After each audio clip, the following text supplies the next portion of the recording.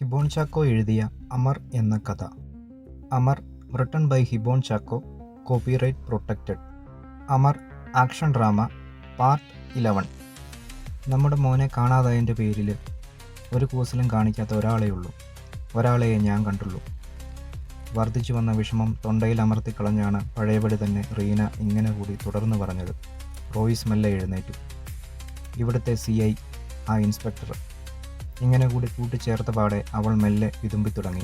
പഴയപടി നിൽക്കവേ കണ്ണുകൾ ഇറുക്കി തലയൽപ്പം കുനിച്ച് വിൻഡോയിലെ അഴികളിലേക്ക് ചേർത്തുകൊണ്ട് റോയിസ് ഒരു നിമിഷം ആലോചിച്ച ശേഷം വേഗം അവളുടെ പിന്നിലെത്തി വട്ടം പിടിച്ചവളെ തന്നോട് ചേർത്ത് പിടിച്ചു. ശേഷം മെല്ലെ പറഞ്ഞു, എടി, അത് മറിച്ചുമായിക്കൂടെ? ഒന്ന് നിർത്തി അവൻ തുടർന്നു, ഇന്നും കൂടി നോക്കാം നമുക്ക്. ഒന്നുമായില്ലേൽ എല്ലാവരും കൂടി തിരയട്ടെ നമ്മുടെ മോനെ. ഒന്നുകൂടി അവന് നിർത്തേണ്ടി വന്നു. ശേഷം അവൻ തുടർന്നു പറഞ്ഞു, പഴയപടി നിൽക്കവേ, നീ വിഷമിക്കാതെ, ഞാനില്ലേടി നിൻ്റെ കൂടെ. ഇതോടെ അവളുടെ വിതുമ്പലിനൊപ്പം അവൻ്റെ കണ്ണുകൾ കൂടി നിറഞ്ഞു. കുറച്ച് നിമിഷങ്ങൾ അങ്ങനെ കടന്നുപോയി. ഒരു വേള തൻ്റെ മിഴികൾ മെല്ലെ തുടച്ച് അവൾ അവന് നേർക്ക് തിരിഞ്ഞു. ഒന്നുമല്ല, അവനറിയാം നമ്മുടെ മോൻ എവിടെയുണ്ടെന്ന്, എനിക്കുറപ്പാ. വല്ലാത്തൊരു ദൃഢത പെട്ടെന്ന് പ്രകടമാക്കി അവളിങ്ങനെ തൻ്റെ ഭർത്താവിനു നേർക്ക് തറച്ചു. മറുപടി എന്ന വിധം അവൻ സംശയത്തിൻ്റെ കുടുക്കിലകപ്പെട്ട പോലെയായിപ്പോയി നിന്നു. എൻ്റെ മോനാ പോയത്, ഞാൻ മണ്ടിയൊന്നുമല്ല. നിങ്ങൾക്കൊക്കെ ഒരുപാട് കാര്യങ്ങൾ ചിന്തിക്കാൻ കാണും. ഏങ്ങിക്കൊണ്ട് അവളിങ്ങനെ തുടങ്ങി വെച്ച് നിർത്തി. തൽക്കാലത്തേക്കെന്ന പോലെ അവൻ പഴയപടി തന്നെ, എന്നാൽ തലയൽപ്പം താഴ്ത്തി നിന്നതേയുള്ളൂ. നമ്മളെ തോൽപ്പിക്കാൻ അവനെ കിട്ടാവുന്നതിൽ വെച്ച് ഏറ്റവും നല്ല വഴിയല്ലേ ഇത് റോയി? അവളിങ്ങനെ തുടർന്നപ്പോൾ പക്ഷേ അവൻ ചിന്താമഗ്നനായിരുന്നു. മോനെ എന്തെങ്കിലും പറ്റിക്കാണുമോ? അവൻ വല്ലതും കഴിച്ചിട്ടുണ്ടാവുമോ? അർത്ഥമില്ലാത്ത വിധം അവളിങ്ങനെ കൂട്ടിച്ചേർത്ത് നിർത്തി ഏങ്ങിക്കൊണ്ട് തന്നെ പിന്നെ തുടർന്നു, ഞാനിവിടെ എത്രമാത്രം വിഷമിച്ചു. മോൻ എന്തുമാത്രം കരഞ്ഞിട്ടുണ്ടാവും റോയി നമ്മളെ കാണാതെ. അല്പം കൂടി ശബ്ദത്തിലായിരുന്നു തൻ്റെ ഭർത്താവിൻ്റെ കോളറ് ഇരുകൈകളും പിടിച്ചുകൊണ്ട് അവളിങ്ങനെ പറഞ്ഞു വെച്ചത്. അവൻ അങ്ങനെ നിന്നു കൊടുക്കെ തന്നെ പഴയപടി ചിന്താമഗ്നനായിരുന്നു. അങ്ങനെ കൂടി കുറച്ച് നിമിഷങ്ങൾ കടന്നുപോയി. അവൻ ഒരു വേള അവളെ ചേർത്ത് പിടിച്ച് ചുംബിച്ച ശേഷം സ്വയം ആശ്വസിച്ചു കൊണ്ടെന്ന പോലെ പറഞ്ഞു, നീ വിഷമിക്കേണ്ട, ഇങ്ങനെ ഞാൻ ചിന്തിക്കേണ്ടിയിരുന്നു. സാരമില്ല, നീ പേടിക്കേണ്ട, മോന് ഒന്നും സംഭവിക്കില്ല. ഇത്രയും പതിഞ്ഞ സ്വരത്തിൽ പറഞ്ഞൊപ്പിച്ച ശേഷം അവൻ വാ എന്ന ഭാവത്തോടെ അവളെ ബെഡിലേക്ക് മെല്ലെ ഇരുത്തി. അവൾ വിതുമ്പൽ വിടാതെ അവനെ നോക്കിക്കൊണ്ടിരിക്കെ തന്നെ അവൻ തൻ്റെ മൊബൈൽ എടുത്ത് അതിലൊരു നമ്പർ ഡയൽ ചെയ്തു. കോൾ എടുത്ത പാടെ തൻ്റെ ഭാര്യയെ ഒന്ന് നോക്കി അവൻ പറഞ്ഞു, സാർ, ഇത് റോയിസ് ആണ്. പറ്റുവാണേൽ ഇപ്പോൾ ഇവിടെ വരെ ഒന്ന് വരാമോ? എനിക്ക് കുറച്ച് കാര്യങ്ങൾ പറയാനുണ്ടായിരുന്നു. വളരെ പതിഞ്ഞ സ്വരത്തിലാണ് അവനിങ്ങനെ പറഞ്ഞത്. റീന വീക്ഷിച്ചു കൊണ്ടിരുന്നു. വന്ന മറുപടിക്ക് പകരമായി അവനിങ്ങനെ പറഞ്ഞു, എനിക്ക് ആ ഇൻസ്പെക്ടറെ സംശയമുണ്ട്. ആലോചിക്കുമ്പോൾ ഇപ്പോൾ എൻ്റെ സംശയം വെറുതെ ആവില്ല. ഇതിനിടയിൽ റീനയുടെയും റോയിസിൻ്റെയും മിഴികൾ തമ്മിൽ അവർ പഴയപടി തുടരവേ തന്നെ ഒരു നിമിഷത്തേക്ക് കൂട്ടിമുട്ടിയിരുന്നു. ഞങ്ങളാകെ അപ്സെറ്റാ സാർ. ഇവിടെ വരെ ഒന്ന് വരുവായിരുന്നേൽ ബാക്കി നേരിട്ടൊന്ന് സംസാരിക്കാമായിരുന്നു. അവനിങ്ങനെ പഴയപടി തന്നെ തുടർന്ന് പറഞ്ഞു. സമ്മതഭാവത്തിൽ കോൾ കട്ടായതിൻ്റെ ഭാവം പേറി അവൻ റീനയ്ക്ക് നേരെ തിരിഞ്ഞു. പിന്നെ മൊബൈൽ മാറ്റി വെച്ച ശേഷം പറഞ്ഞു, സാറിപ്പോൾ വരും, നമുക്കെല്ലാം സംസാരിക്കാം. എന്തോ തുടർന്നുണ്ടെന്ന് ഭാവിച്ചതല്ലാതെ അതിന് വിരുദ്ധമായി അവന് ഇങ്ങനെ പാതി വഴി വാചകം നിർത്തേണ്ടി വന്നു.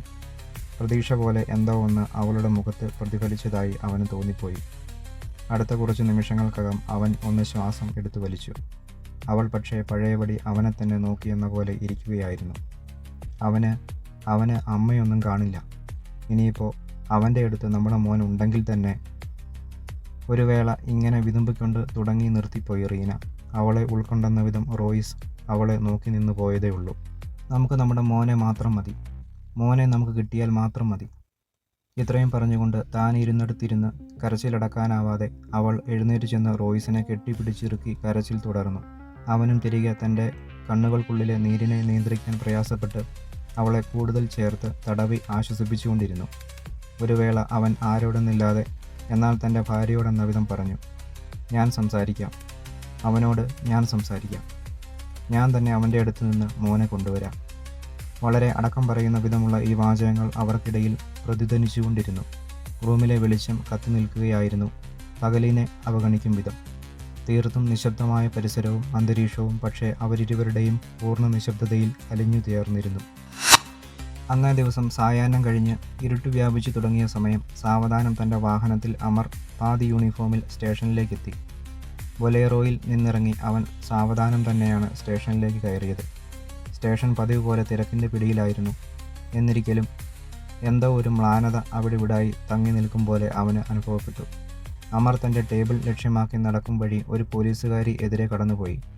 പക്ഷേ അവർ അവനെ പതിവിലും വളരെ വീര്യം കുറച്ചാണ് ഔദ്യോഗികമായി മാനിച്ചത്. സ്റ്റേഷനിലെ ഈ അകൽച്ച ഇപ്പോഴാണോ താൻ ശ്രദ്ധിക്കുന്നത് എന്ന് തന്നെ അവന് ഓർത്തപ്പോൾ സംശയമായിപ്പോയി. ചിന്തകൾ ഇങ്ങനെ തുടർന്നു പേറി അവൻ തൻ്റെ ചെയറിൽ മെല്ലെ ഇരുന്നു. പതിവിലും ഒരു ശൂന്യത പോലെ. ഇവിടെ ചാർജ് എടുത്ത ദിവസം മുതൽ ഇത്തരം സമയങ്ങളിൽ തൻ്റെ ഒപ്പം എന്തെങ്കിലുമൊക്കെ ഔദ്യോഗികമോ അനൗദ്യോഗികമോ ആയ കാര്യങ്ങൾക്ക് കോൺസ്റ്റബിൾ പ്രവീൺ ഫുൾ യൂണിഫോമിൽ തന്നെ ഉണ്ടാകാറുള്ളതാണ്. ആദ്യമായി എന്ന വിധം അവനെയും അടുത്ത് കാണാനില്ല. അമർ 180 ഡിഗ്രി സ്റ്റേഷനാകെയൊന്ന് നോക്കി. തൻ്റെ ചെയറിൽ അല്പം മലർക്കിയിരുന്നു കൊണ്ട്.